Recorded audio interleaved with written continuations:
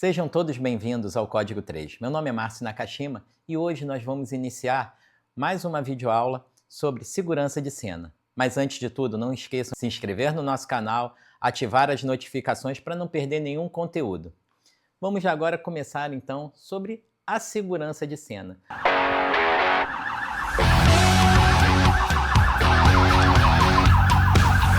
Quais são os objetivos, da segurança de cena? Compreender a importância da segurança, identificar os riscos no ambiente, aplicar as medidas de autoproteção, integrar a segurança com o atendimento do paciente. Princípio fundamental: sua segurança vem primeiro. Isso quer dizer o seguinte: primeiro eu garanto a minha segurança, depois a da minha equipe, e por último a do paciente. Por que isso? Isso daí, quando nós seguimos essa maneira de pensar, nós sempre vamos estar garantindo a nossa segurança e checando a segurança da equipe e do paciente posteriormente. Isso daí faz uma avaliação de todo o grupo. Então, da mesma forma que o socorrista faz isso, o condutor socorrista faz isso, o médico faz isso, o enfermeiro faz isso. Então, a todo momento, eles garantem a sua segurança e garantem a segurança dos seguintes. Então, isso faz uma avaliação constante. Isso é importante, o que nós ouvimos sempre, em atendimento, quando entramos num avião, máscaras de oxigênio cairão. Primeiro coloque a sua e, posteriormente, ajude a pessoa ao lado. Isso quer dizer, garanta que você vai estar seguro para poder dar atendimento à pessoa ao lado. Então, quando nós falamos de segurança, o principal é isso, é não nos tornarmos uma nova vítima, tá? Um socorrista ferido, ele é mais uma vítima. O socorrista ferido, ele já está num ambiente que ele já está com limitação de pessoal e material. Se ele se torna ali uma nova vítima, ele vai ter que duplicar a necessidade de equipes naquele local. Então, temos que garantir uma cena segura e adequada para que essa vítima receba o atendimento, essa vítima inicial receba o atendimento mais precoce possível. Se eu me tornar uma nova vítima, essa vítima que eu fui atender vai cada vez mais ter dificuldade de receber o seu atendimento. Então, assim, se você não estiver seguro, você não consegue ajudar ninguém. Temos que garantir a nossa segurança na cena. O primeiro contato com a segurança é o acionamento, Começa no acionamento da equipe. Então você já vai começar a entender como está esse ambiente, se esse ambiente é um ambiente de violência urbana ou não, se esse ambiente já tem algum acidente com material perigoso ou não, se esse acidente precisa de auxílio para controle de vias, se nós estamos falando aqui de uma rodovia. Então isso tudo já prevê, desfechos desfavoráveis. Então, nós já começamos ali a nossa segurança. O segundo contato é a visão de para-brisa. Um fato muito bem dito pelo Djalma Júnior em um de nossos episódios do APH Seguro, quando nós falamos com ele, sobre a visão de para-brisa. Quando você começa a chegar na cena, essa visão de para-brisa te dá a noção do que já está ocorrendo. Então, nessa visão de para-brisa, você já consegue ter uma noção da cinética do trauma, localizar se tem um poste próximo ou não, se tem fiações caindo ali sob esse veículo ou não, se consegue ver já derramamento de combustível ou vazamento de algum produto químico. Tudo isso é importante. A chegada no acidente, ela não é só uma intenção de desembarque rápido, ela é uma avaliação constante. Essa visão de para-brisa também já auxilia ao nosso condutor socorrista a parquear a viatura de forma adequada, saber a distância que ela tem que estar, saber o local aonde ele vai parar e permitir a descida da equipe, lembrando sempre, a descida da equipe é algo autorizado pelo condutor socorrista. Ele teve a visão aonde ele vai parar, ele teve a visão que ali é o melhor local. Então, sempre que for descer de uma viatura, pedir autorização ao condutor, porque é ele que coordena o embarque e desembarque da equipe. A avaliação de cena, ela deve ser feita né, antes de qualquer contato com a vítima, para que, primeiro de tudo, não sejamos uma nova vítima. Ela é uma avaliação contínua. A cena é viva, ela não é estática. Não quer dizer que eu cheguei no local, determinei que a cena é segura naquele momento, ela pode sofrer variações a todo momento. Estruturas colapsadas, quando você começa a mobilizar ou andar sobre ela, ela começa a desestruturar. Veículos, mesmo estabilizados num primeiro momento, quando você começa a retirar essas vítimas, ele diminui seu peso. Então, elas têm que ser estabilizado a todo momento. Ambientes de violência urbana, aparentemente controlados, eles têm que ser avaliados regularmente para ver se não tem retorno do agressor ou novas alterações ali que possam gerar riscos para a equipe. Então, perguntas chaves que nós temos que ter. É seguro para eu entrar? Então, você já fez uma avaliação, você já determinou a segurança ou não. Vou precisar de apoio? É muito importante. Solicite o apoio sempre que necessário. Não perca tempo com isso. É mais fácil eu desmobilizar um socorro do que eu mobilizá-lo. Se tiver que solicitar apoio, solicite precocemente. Quais os riscos envolvidos? Então eu tenho que saber se ali é um risco biológico, se é um risco físico, se é um risco químico, se é um risco, né, de violência urbana. Então eu tenho que saber o que é para saber o que pedir. A diferença entre cenas urbanas, rodovias, domicílio e áreas naturais. Isso é bastante importante, porque cada ambiente muda completamente a situação que você tem que avaliar a segurança dela. Né? Zonas urbanas, né? Ruas, elas tendem a ser de maior fluxo, mas tendem a ser de menor velocidade.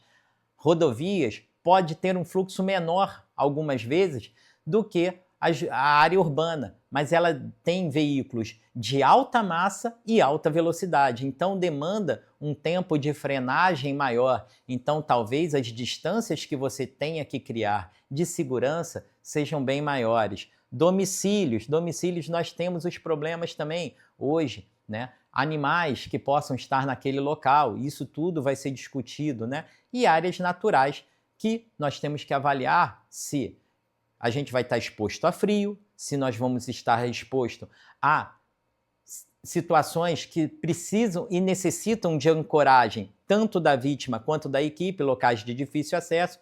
Tudo isso tem que ser muito bem avaliado, visto e garantindo sempre a nossa segurança, a segurança da equipe e, posteriormente, a segurança da vítima. Então, vamos falar sobre os tipos de riscos, né? O risco físico, trânsito e estruturas. Trânsito foi como já havia falado, ambientes urbanos, um controle adequado, né, desses veículos, é um grande volume, mas em baixa velocidade. Mas a gente tem que ficar atento sobre isso também. Já diferente das rodovias, que talvez nós precisemos de uma distância maior para garantir a segurança da equipe. E muitas vezes você perde um membro da equipe só para garantir que essa segurança seja feita. Então, a gente já trabalha com um efetivo, né, limítrofe e, às vezes, a gente tem que perder mais um para garantir a segurança da equipe. E isso é importante, a segurança em primeiro lugar. Dentre esses também, dos físicos, nós temos as estruturas. Como disse, a cena é algo vivo, é algo que muda a todo momento. Então, estruturas colapsadas, eventos que possam mobilizar, seja um veículo que não esteja adequadamente travado, um veículo que não esteja finalizado a sua estabilização. E lembrando, como foi dito, a estabilização, ela vai mudando a cada momento, a cada retirada de uma porta, a cada retirada de uma vítima, a cada retirada de materiais que sejam necessários para chegar a essa vítima, o peso vai mudando, a suspensão vai subindo e tudo isso vai ter que ser fixado adequadamente. Riscos biológicos, né? Sangue e secreção. Costumamos a falar que os riscos biológicos, sangue num acidente é algo onipresente. Então você vai ter risco biológico em todos os lugares. Às vezes nós estamos vendo uma vítima ensanguentada, vítima de um capotamento, que você está achando que o risco biológico está exatamente só ali na pessoa, mas o ambiente inteiro está contaminado com sangue. Temos os riscos químicos, gases e produtos perigosos. Então, fato esse que nós também temos que ter conhecimento sobre placas, sobre como esses veículos são, né, identificados. Os ambientais, que são os climas e o terreno, então você vai para local de difícil acesso, sabendo que em momentos as temperaturas variam muito, faz grande variação de temperatura em certos horários do dia, então você está lá fazendo um atendimento. No final do dia, sabe que se em 1 hora de atendimento ou 1 hora de retirada dessa vítima, num horário X, a variação de temperatura seria pequena, mas no entardecer, já para um anoitecer, a queda de temperatura ela ocorre de forma muito mais abrupta. Em terrenos, né, sobre riscos ambientais, é saber que aquelas estruturas aonde ali as pessoas estão pisando consecutivamente pode gerar instabilidade daquele terreno. E hoje em dia nós vivemos muito a parte de violência urbana, né? Agressões e armas. Então, é um ambiente que nós temos que estar a todo momento visualizando e checando a segurança desse local. E temos os riscos invisíveis, às vezes vazamentos que nós não identificamos, né? Cabos de eletricidade, muitas vezes num ambiente, numa colisão, à noite, fios, eles são de difícil visualização, veículos instáveis, né? Animais que podem aparecer de qualquer momento, como nós falamos aqui dos animais no ambiente urbano, no atendimento domiciliar, aquele cachorrinho que muitas vezes é calmo, é tranquilo com aquele familiar, mas ele vendo você, pessoas estranhas, num ambiente estranho, atuando sob o dono dele, muitas vezes aqueles animais que anteriormente calmos e tranquilos podem se tornar agressivos, então é importante, sim, garantir que os animais estejam contidos para evitar qualquer lesão a qualquer socorrista. E a violência iminente. Então, nós estamos no atendimento, essa violência pode ser tanto do primeiro agressor, quanto novos agressores ali naquele ambiente. Segurança no trânsito, nós temos que pensar no parqueamento da viatura. Ela é parqueada de forma estratégica. Por isso que falei lá atrás da importância de só desembarcarmos quando o condutor socorrista nos autoriza isso. Por quê? Quando nós estacionamos, quando ele parqueia a viatura, ele garante que a viatura possa estar fazendo a segurança já da cena, mas também ele vai poder nos dar orientações sobre aquele terreno onde ele está parando, informar os riscos, que muitas vezes nós ficamos focados em olhar a cena do acidente, mas esquecemos o entorno dessa viatura que nós estamos. Então, ele é nosso anjo da guarda naquele momento, ele é que nos autoriza. A sinalização adequada, lembrando que a sinalização demanda tempo, essa sinalização nós perdemos mais né, ali do nosso recurso humano. O uso de EPIs refletivos, isso é muito importante, porque muitas das vezes os condutores veem as luzes presentes em viaturas, ofuscam ele ou tiram dele o foco da onde nós estamos. Então, é importante que nós sejamos vistos também, porque essas pessoas, muitas vezes, elas vão se impressionando com as imagens das viaturas, com as luzes piscando, e nós deixamos de ser vistos. E atenção ao fluxo de veículos. Então, se for necessário, obstruir vias, se for necessário, redirecionar as pessoas, redirecionar esse fluxo. Então, a importância de ter um apoio ali do policiamento, de redirecionar o fluxo para que nós possamos ter segurança para o atendimento. O uso de EPIs, uniforme. O uniforme, nós temos que lembrar que o uniforme é um EPI. Então, não existe adaptação do uniforme. O uniforme ele foi pensado, né, planejado para que ele também funcione com EPI. Como um EPI, o uso do macacão minimiza a chance que nós fiquemos ancorados a algum momento ali num atendimento. Então, o uso do macacão com a sua manga, né, solta, sua manga completa, porque ela vai fazer uma proteção física ali também para a gente.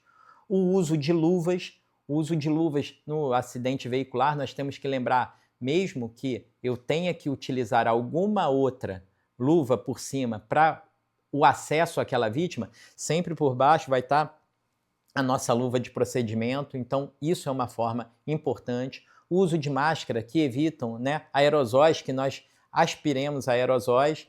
O óculos de proteção, lembrando que os nossos olhos, se eles receberem qualquer material biológico, eles também ali são fontes muito fáceis de contaminação.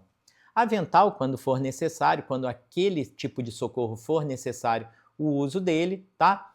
Tudo isso tem que estar antes do contato do paciente. Você não vai colocar isso no momento que você está atendendo. Isso daí você já ouve lá na segurança, já recebi a informação, já sei como é o acidente, me preparo para ele e assim eu já desembarco pronto para esse atendimento, tá? O risco biológico foi aquilo que a gente falou, com sangue e fluidos corporais. Isso pode acontecer a qualquer momento, lembrando sempre, esses fluidos corporais, esse sangue, ele pode estar contaminando todo o ambiente que nós estamos. Então, você vai entrar num capotamento, você vai ver sangue no teto do carro. Então, nós temos que estar protegidos por todos os lados nesse momento. Materiais perigosos, né? Identificar as placas e símbolos, normalmente, né, caminhões que transportam isso, transportam ele com as placas e símbolos que vão auxiliar a entender que material é aquele, que material vai estar ali, né, expondo os socorristas, não se aproximar sem treinamento e sem equipamento adequado. Muitas vezes, o âmbito a vontade de atender o paciente, nós temos que ter a segurança que nós só vamos poder chegar lá, muitas vezes, se tivermos equipamentos. Ou, muitas das vezes, nós não vamos poder chegar no local. Nós vamos ter que aguardar a chegada de equipes especializadas para captar aquela vítima e trazer para nós podermos atendê-lo fora da área quente. E lembrar sempre de acionamento de equipe especializada. Evidenciou, chegou, solicitou apoio naquele momento. Os erros mais comuns é adentrar a cena sem avaliar. Então, isso é um treinamento. Isso aqui é o que o Código 3 quer trazer para vocês, para pessoas experientes, pessoas que nós que já estamos aqui nesse ambiente do pré-hospitalar, é dar a tranquilidade para vocês de entender que a segurança da equipe é importante. Então, não é tirar a vontade de socorrer, mas é saber socorrer da melhor forma, né? O outro erro comum, ignorar os riscos. Você achar que pode aquilo. Nós temos as nossas limitações, né? Então, nós temos também que saber o que o risco ali vai ser gerado para eu não causar mais vítimas. O uso de EPI adequado. Então, não subjugarmos, né, o EPI. Não, coloco, não coloco a luva. Vou adaptar o meu uniforme. O uniforme ele não tem que ser adaptado. Ele foi, como dito, ele foi pensado, programado para ser utilizado como um EPI. E subestimar a violência. Começar a não achar que aquele ambiente ali possa gerar novas vítimas, dentre elas até nós mesmos. Então, assim, criar ambientes seguros, criar bolhas de proteção, criar rotas de saída. Então, tudo isso, quando nós chegamos num ambiente, numa cena, isso tudo tem que ser avaliado. Como nós vamos entrar, como nós vamos sair, tudo isso tem que ser planejado, tá? E quanto mais isso é conversado com a equipe, é importante, porque cada um vai ter a sua visão. O condutor vai ter a sua visão de para-brisa, o médico vai ter sua visão de para-brisa, o enfermeiro vai ter sua visão de para-brisa, o técnico vai ter sua visão de para-brisa. E isso tudo, essas informações, elas têm que estar vivas e sempre essas informações transcorrendo para que nós possamos tomar essa decisão. Como dito, o ambiente, a cena é algo vivo, é algo que muda a todo momento. E para a mensagem final, a segurança é prioridade absoluta. Nós temos que ir, atender e voltar. Estar pronto para próximo atendimento, estarmos prontos para um próximo atendimento. Então, nós não podemos nos lesar nesse momento, porque quando você se lesa, você não atrapalha só aquele atendimento, mas atendimentos futuros que possam ser necessários naquela sua área operacional.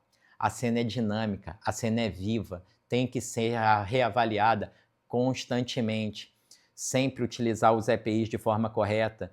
É melhor você ter um EPI excessivo do que você se expor a esses riscos, tá? E cuidado para não se tornar uma nova vítima. Nós já trabalhamos com um sistema limítrofe. Quanto mais vítimas, mais dificuldade vai ter para nesse nosso atendimento. Agradeço a todos por ter nos acompanhado por mais esse capítulo e não esqueçam de se inscrever no canal, nos acompanhar, deixem suas mensagens, ponham suas dúvidas para que nós possamos, a cada vez mais, manter essa integração com vocês.